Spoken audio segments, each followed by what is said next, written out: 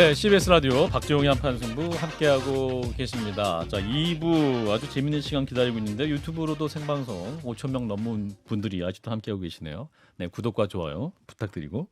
자, 축구 얘기합니다. 자, 크리스만 감독이 이끄는 축구 성인 국가대표팀이 최근 열린 페루, 엘살바도르와의 평가전에서 1무 1패를 기록하면서 좀 아쉬움이 많이 납니다.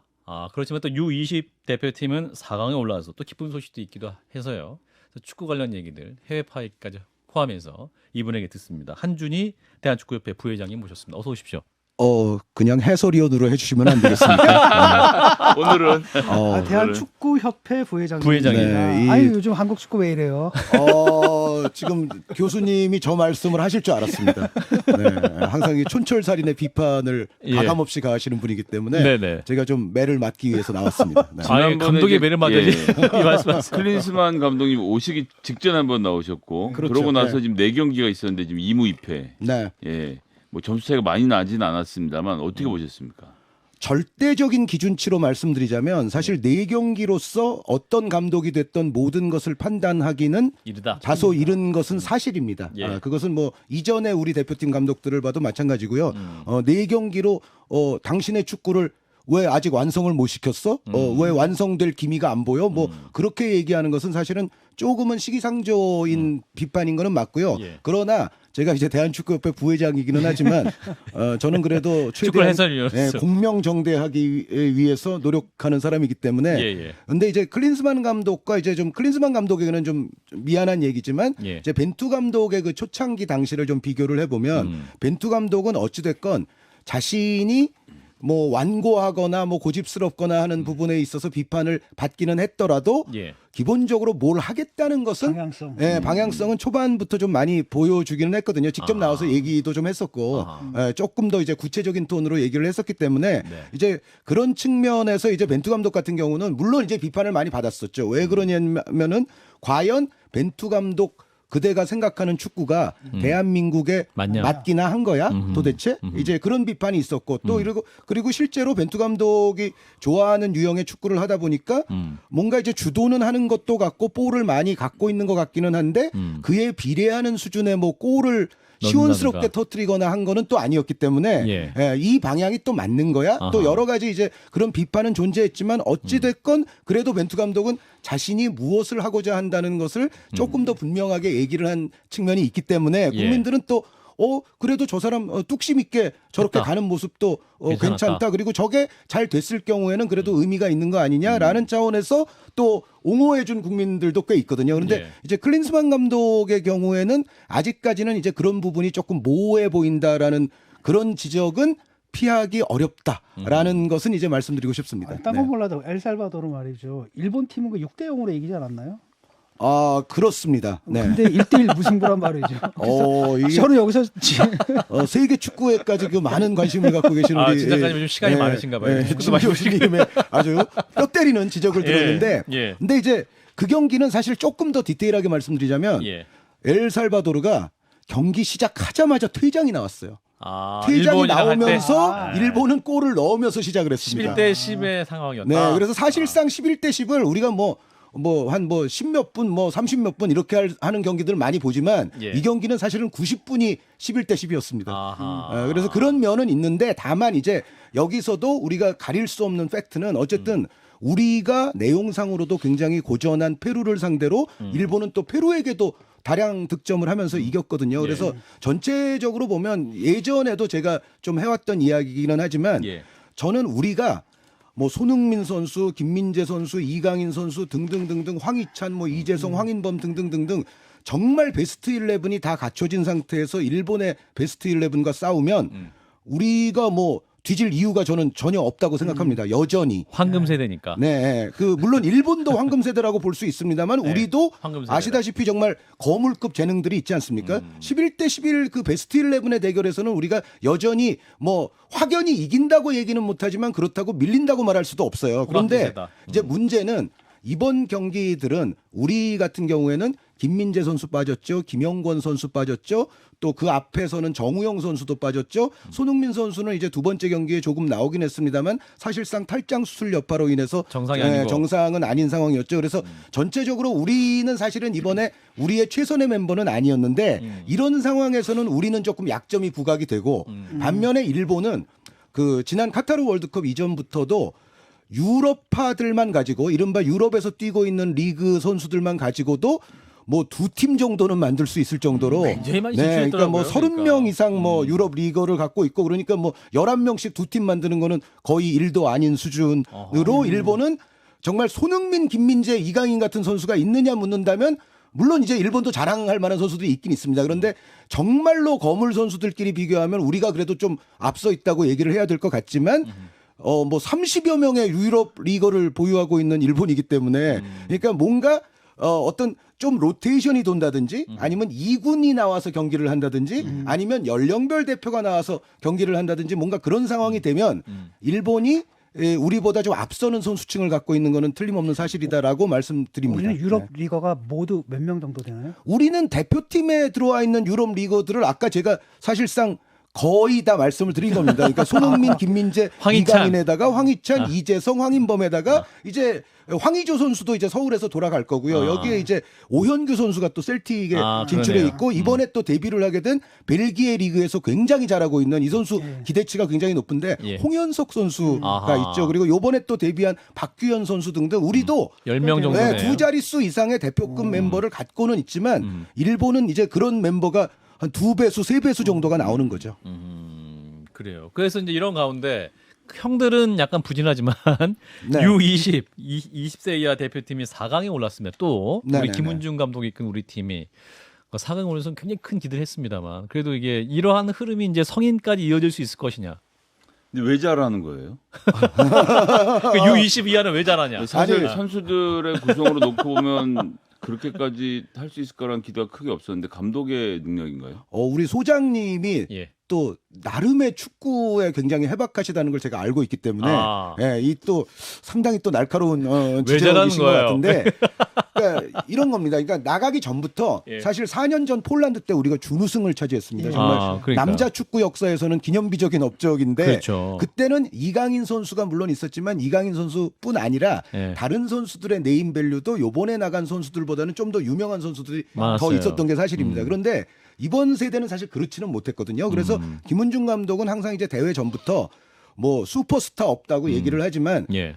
우리 팀 전체를 이번 대회에서 스타로 만들겠다라는 아. 그런 일념이 일단 지도자에게 있었고요. 예. 이제 이런 상황에서 선수들이 아주 조직적으로 전술적으로 똘똘 뭉친 결과라는 생각이고 여기에 사실 우리가 전체적인 대회를 보면 이제 소장님께서 그렇게 말씀하신 이유를 저는 알 것 같아요. 그러니까 우리가 경기를 그렇게 주도한 내용은 아니었지만 그런데 우리가 얼마 전에 있었던 카타르 월드컵도 돌아보면 사실은 뭐 아르헨티나도 그렇고 프랑스도 그렇고 모로코, 크로아티아 이런 팀들이 점유율이나 주도율이 그렇게 높아서 좋은 성적이 났던 건 아닙니다. 그러니까 최근의 축구는 결국은 특히 이제 대표팀끼리 붙는 메이저 대회에서는 정말 얼마나 이 대회에서 성과를 낼 수 있는 효율적인 전략을 잘 구사를 하고 그 전략에 적합한 유형의 선수들을 얼마나 또 보유하고 있느냐가 결국은 이제 그 메이저 대회에서의 성과의 원천인데 예. 제가 봤을 때는 아주 유명한 선수들이 그렇게 포진해 있던 팀은 아니지만 김은중 감독이 그런 차원에서는 준비를 굉장히 잘했고 결과적으로는 예를 들어 이승원 선수랄지 배준호 선수랄지 뭐 김준호 골키퍼랄지 이런 선수들은 이제는 유명해졌죠. 발굴이 됐죠. 네, 이제는 유명해졌습니다. 또 하나가 U17인가요? 거기 보니까 되게 잘하더라고요. 제가 네네네. 잘 본 거죠. 그렇습니다. 지금 뭐 그 성인에 이어서 U20에 이어서 U17 언더 17까지 나왔어요. 예. 애들 개인기가 뭐 장난이 아니더라고요. 어르신이 좀 축구에 소위를 많이 하시는 것 같습니다. 여기 우리 4명 중에서는 가장 어르신 가장 어르신, 예, 맞습니다. 틀림없는 사실이죠. 뭐 주민등록증을 특별히 까보지 않더라도. 네, 그런데 어찌됐건 그 17세 이하 지금 아시안컵에 변성환 감독의 팀이 나가 있는데 물론 이제 조별리그 마지막 경기 이란에게 패하기는 했습니다만 그 경기는 포인트는 아니에요. 그러니까 그 경기는 이미 진출이 확정된 상황에서 로테이션을 대거 돌렸고 이 경기에 이제 궁극의 목표는 뭐냐면 4강 안에 들면 17세 이하 월드컵을 나갈 수 있습니다. 아하. 그러니까 이번에 이제 김은중 감독팀이 나가서 성공한 대회가 20세 이하 월드컵 대회 아닙니까? 그런 것처럼 17세 이하 월드컵을 나가려면 17세 이하 아시안컵에서 4위 이내 입상을 해야 되는데 예. 우리는 이미 이제 8강에 지금 올라간 상태였기 예. 때문에 아하. 사실은 어떻게 보면 이제 이란전은 조금 이제 버린 의미가 있어요. 그리고 그 전까지의 경기들에서는 교수님 말씀대로 정말로 아주 화끈한 축구를 제대로 보여줬는데 변성환 감독이 사실은 이런 연령대의 어린 선수들의 지도 경험이 꽤 많은 지도자이고 아하. 예전부터 이제 추구하는 축구 스타일 자체가 변 감독은 좀 정말 좀 공격적인 밀어붙이는 그러니까 약간의 리스크를 안더라도 최대한 우리가 화끈한 축구를 하는 또 그런 유형의 경기들을 보여줬어요. 그런데 이제 정말 이제 중요한 길목에서는 제 생각에는 변성환 감독도 그 17세 이하 월드컵 진출권은 굉장히 중요하기 때문에 거기서는 정말 그 성과를 또 낼 수 있는 그런 약간의 또 융통성 있는 전술도 구사하지 않겠느냐라는 생각은 있습니다. 최근에 이제 문제가 됐던 게 황선홍 감독의 아시안 게임 대표팀. 네, 그 팀은 또 지금 현재로서는 24세 이하라고 봐야죠. 24세 이하라고 네, 봐야 네. 되는데 이 중국과 평가전이 논란이 많습니다. 그리고 부회장님이 사과까지 하셨는데 어, 부회장님이 사과하실 일이었던가요? 일단 저는 그 이제 그 사과를 이제 제가 출연하는 이제 유튜브 영상을 통해서 한 건데 예. 그 영상을 찍은 시점이 예. 그 경기 끝나고 아. 한 30분도 안 되는 거의 직후였어요. 아, 경기의 열기가 아직 식지 않은 예, 상태구나. 그리고 뭐 경기에 대한 보도들도 뭐 그렇게 많이 다 나오지 않은 상태였는데 일단 저는 그 두 번째 중국과의 경기를 보면서 예.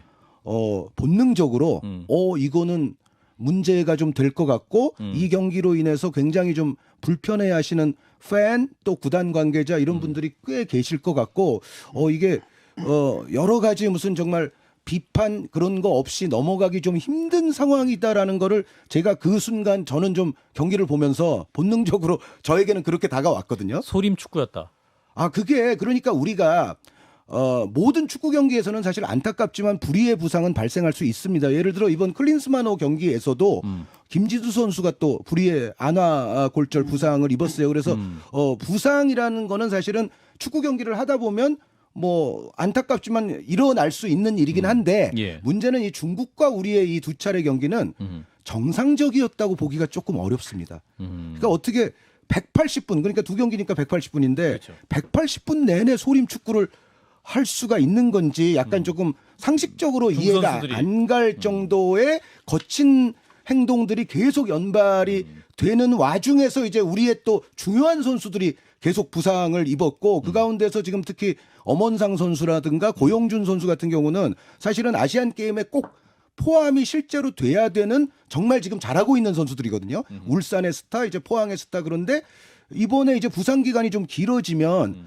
현실적으로 또 아시안 게임 못 갈 지금 확률도 제가 봤을 때는 있는 상태가 됐습니다. 그래서 저는 어쨌든 그 경기를 보면서도 느꼈고 보자마자 직후에 든 생각이 그런데 이제 또 촬영은 하고 있잖아요. 그래서 아주 짧게나마 제가 유감의 뜻을 좀 그래도 표명을 하는 게 그래도 조금 이 경기를 보면서 좀 불편하셨던 많은 분들에게는 그래도 좀 제가 그런 말을 하고 싶었어요. 예. 그래서 한 건데 이제 나중에 또 보면은 뭐 대한축구협회의 희생양이다 이런 기사가 있었기 때문에 우리 저는 부회장님이? 그런 거는 절대 아니다라는 거를 한판 승부에서 꼭 제가 예. 이거는 축구를 사랑하시는 정직하고 분이니까요. 솔직하게 말씀을 예, 드립니다. 그러니까 뭐 예를 들어 해설위원으로서도. 뭐 저를 내세워서 뭐 일부러 사과를 뭐 시켰다든가 그런 일 절대 없다는 거. 아, 예. 저는 반드시 이것은 애정이 저의 많으시니까. 양심을 걸고 말씀드리는 알겠습니다. 바입니다. 저희가 이제 중국 얘기 이어서 좀 더 해보면 네네. 프로팀에 뛰고 있는 우리 손준호 선수 구속 수사 받고 있잖아요. 예예예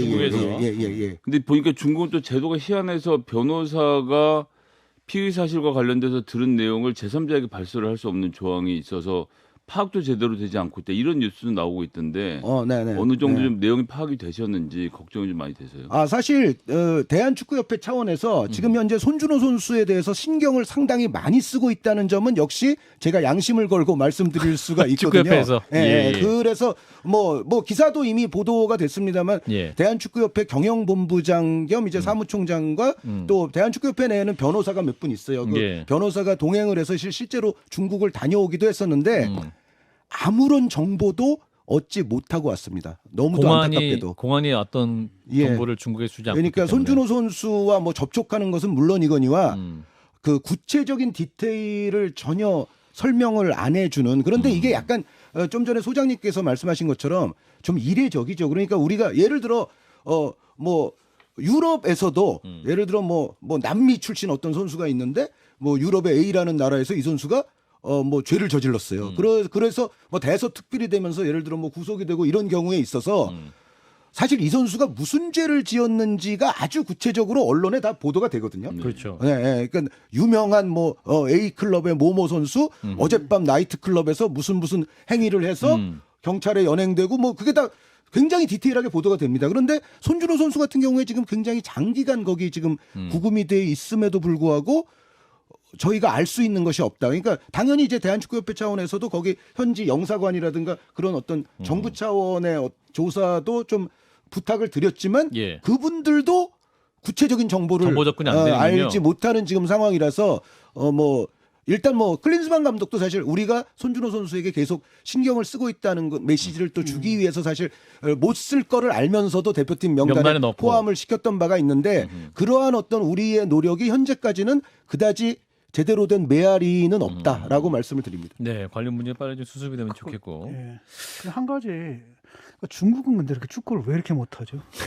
아, 아무도 그거는 엄청나게 쳐들리는 것 같은데. 요 주제만 가지고도 한 2박 3일 할 수 있습니까? 1시간 이상 1시간 이상 특강이 가능하다. 토론회를 할 수 있을 정도의 굉장히 복합적인 문제가 복합적인 문제가 있다는 생각인데요. 예를 들어 그러니까 공한증 있잖아요. 공포의 한국 축구 예. 공한증. 그런데 중국이 사실은 다른 스포츠 종목은 잘하는 것도 굉장히 많지 않습니까? 아, 올림픽 나가면 2등이 하고 막 다들 그러잖아요. 미국과 올림픽 메달 막 경쟁을 1, 2등 할 뿐 아니라 경쟁하잖아요. 뭐 예를 들어 육상 같은 거 아시아에서 정말 간판이죠. 100m도 뭐 막 이기고. 농구, 탁구, 배드민턴 뭐 정말 할 것 없이 잘하는 종목이 굉장히 많은데 수영도 잘하고. 예. 그런데 이 축구는 전체적인 어떤 중국의 여러 가지 문화적인 요소들로 인해서 그렇게까지 썩 잘하기는 조금 어려운 대목들이 좀 있어요. 그러니까, 앞으로도? 예, 그러니까 요번에 그 손준호 선수가 관련된 그 전체적인 그 중국 축구계 사건 같은 게 사실은 굉장히 그 내용상 불건전한 그 이슈가 중국에서 이미 뭐 손준호 선수 이전에 이미 터져버린 그런 예. 게 있거든요. 축구계에서는 계속 끊임없이 그런 이슈가 중국 축구를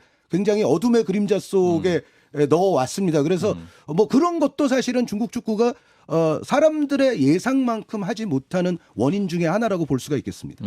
그리고 이 조직력 스포츠에 약한 것 같아요. 그러니까 아, 중국이. 아까 생각해 보세요. 아하. 육상은 그래도 개인적으로 하는 거죠.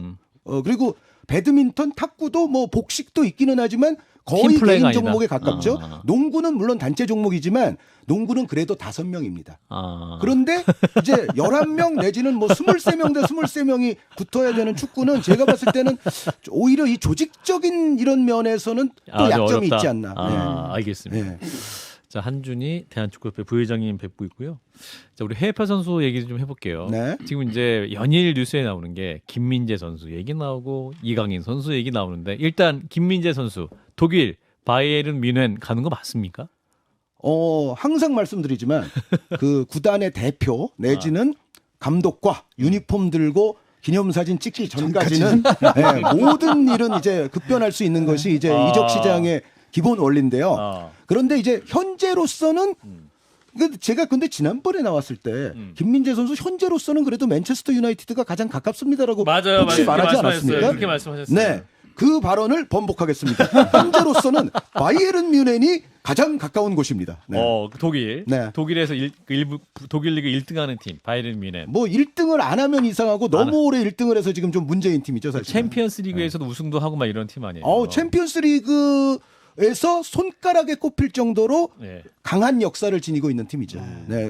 진 교수님께서 또 독일 독일파. 바이에른 뮌헨은 아주 전문가이실 것 같습니다. 얼굴상으로는 처음 들어본다는 느낌으로 왜냐면 남쪽이라서 남쪽은 보수적이거든요. 그러면은 저 함부르크나 뭐 이쪽에 계셨습니까? 좀 베를린에 있었습니다. 베를린. 역시 베를린. 중심적인 또. 중심. 네. 서울 아니면 베를린. 아니 독일에 대해서 약간 그런 게 있습니다. 이렇게 네, 위화감이라는 그렇죠. 그 지역별. 그래서 그 지역성이 사실은 클럽 간의 라이벌리를 만드는 또 굉장히 기본적인 요소가 되는데 예. 독일이 사실 그렇거든요. 예. 우리 베를린 팀 참 못해요. 베를린은 이제 헤르타 베를린이라는 예. 팀이 원래는 그 얼굴 마담인데 그 요즘은 우니온 베를린이라는 팀으로 사실은 간판이 바뀌고 있습니다. 그래요? 네. 그래서 여러 설이 나오는데 그 맨유는 그러면 안 가게 되는 그 상황에서 또 맨시티가 맨체스터 시티가 하이제킹 중간에 가로채기를 시도하고 있다는 보도마저 나오는 상황. 네, 그 하이제킹이 항상 가능하기 때문에 예. 뭐 확신할 수는 없는 건데요. 예. 그러나 현재로서는 김민재 선수와 바이에른 뮌헨 간의 협의가 상당 부분 구체적으로. 진전된 것이 구체성이 좀 있기 때문에 이 보도들을 보면 아하. 맨시티보다는 지금은 그래도 바이에른 바이에른 뮌헨. 뮌헨이 조금 더 가깝지 않나라는 생각입니다. 손흥민 선수는 그냥 남는 건가요? 어떻게 된 건가요? 뭐 토트넘? 사우디에서 큰 돈을 주는 걸 뭐 거부했다 이런 얘기도 있던데. 요즘 이 사우디 축구 얘기, 사우디 스포츠 얘기를 가지고도 아. 1시간 이상 이 한판 승부를 진행할 수가 있습니다. 그러니까 사실 그 스포츠 워싱이라는 얘기가 요즘 나오고 있을 정도로 예. 뭐 호날두 선수, 벤제마 선수, 뭐 캉테 선수 등등을 시작으로 지금 거의 뭐 리그를 하나 새로 만들 것 같은 수준으로 그러니까요. 지금 축구계에 돈으로. 지금 현재도 잘 뛰고 있는 스타들을 그러니까 완전히 이제 한물간 선수들이 아니라 현재 스타 선수들을 그냥 데려오는 그런 추세인데 이게 지금 축구에서만 나타나는 게 아니에요. 골프도 사우디가. 그렇죠. 네, 골프도 리브 골프라는 걸 만들어서 오히려 PGA를 굴복시키는 수준의 지금 그런 재정 상금도 능력을 리브가 더 많고. 예. 그러니까요. 그러니까 상금이 월등히 많죠. 그래서 그러니까요. PGA에서 몇 년 벌 돈을 리브에서 한 번 대회 나가서 벌 수 돈 있는 많으니까. 예, 그런 수준인데 이제 PGA에서는 원래 리브에 나가면은 너네는 그럼 PGA 뛰지 마. 리브 나가는 선수. 그렇게 처음에는 강경하게 하다가 요즘은 이 두 대회가 병합이 됐습니다. 그거는 어떻게 보면 PGA가 리브에게 굴복한 거나 다름이 없거든요. 훨씬 더 전통과 역사가 있는데. 그러니까 사우디에서는 그러니까 뭐 프리미어리가라든지 분데스리가처럼 진짜 그런 걸 자기들 나라에 왠지 만들겠다. 예, 그런 것 같습니다. 그러니까 우리도 빅리그를 하겠다. 그리고 아. 뭐 지금 골프 얘기를 했지만 사실은 복싱이라든가 포뮬러 1이라든가 자동차 심지어 경기. 프로레슬링에 이르기까지 아. 그 WWE 빅 이벤트들을 사우디에서 하고 있어요 지금. 자본의 힘이 엄청나군요. 예, 그러니까. 그래서 뭐 모든 스포츠 할 것 없이 사우디가 전 세계 스포츠의 이제 메카가 되려고 하는 요즘 흐름입니다. 그분들이 지금 부산 엑스포 우리 경쟁자잖아요. 아, 그렇습니까? 네. 네. 그 부산 엑스포는 그 스포츠가 아니고 엑스포니까 네, 그 스포라는 글자 두 개는 같군요. 그런데 어쨌든 스포츠에서는 그렇게 하시더라도 이 스포하지 마세요. 엑스포는 좀 이제 대한민국 쪽으로 좀 주시는 것이 어떨까 싶습니다. X잖아요. 네. 아니래잖아. 아, 그렇구나. 그렇습니다. 스포츠가 네. 아닌 겁니다. 네. 엑스포는. 예, 그 김민재 선수는 그러면 어느 팀으로 가는 게 위원님께서 그러니까 우리 부회장께서 보시기에 좋으실 거예요. 커리어상으로. 바이에른 뮌헨은 항상 트로피를 들어 올릴 수 있는 팀이고요. 그리고 그 팀이 지금 수비진을 개편하려고 하고 있는 딱 그 시기였어요. 아. 그래서 김민재 선수 지금대로라면 저는 바이에른 뮌헨 그대로 가는 게 좋아 좋다. 보입니다. 예. 주전으로 뛸 수도 있고. 예, 충분히 가능합니다. 자, 그리고 위원님이 좋아하시는 이강인 선수. 지금 뭐 PSG, 파리 생제르맹으로 간다 안 간다 했다가 가는 것처럼 보도 나왔다가 충격적인 소식은 뭐 신체 검사도 안 한 것 같다 뭐 이런 보도도 나오고 뭐가 진실입니까? 알 수가 없습니다. 그러니까 아, 이게 우리 부회장님 언론이 은근히 좀 전화 통화 못 하시나 봅니다. 이강인 아니요. 선수. 그 대한축구협회 부회장의 자격으로 저는 그것은 부회장이라고 해서 예를 들어 정보를 취득하기 위해 선수에게 시도 때도 없이 전화를 한다. 알겠습니다. 그거 자체가 월권이고 갑질이고 해서는 안 되는 행위입니다. 제 생각이 짧았고요. 그래가지고 이강인 선수 그래가지고 PSG 갑니까? 파리 생제르맹 그래도 저는 파리 생제르맹 확률이 현재로서는 높다고 생각합니다. 그런데 아. 이제 지금 나오는 보도들을 보면 이제 눈치상으로 보건데 예. 마요르카가 최대한 잡으려고. 조금이라도 뭔가를 더 파리로부터 짜내려는 것 같습니다. 이정료. 네, 이정료. 그래서 거의 된 것 같다가도 마요르카가 근데 한 10,000원 더 주면 안 될까? 근데 한 20,000원 더 주면 안 될까? 이게 약간 마요르카가 그런 지금 모드인 것 같아요. 아. 그래서 생각보다 지금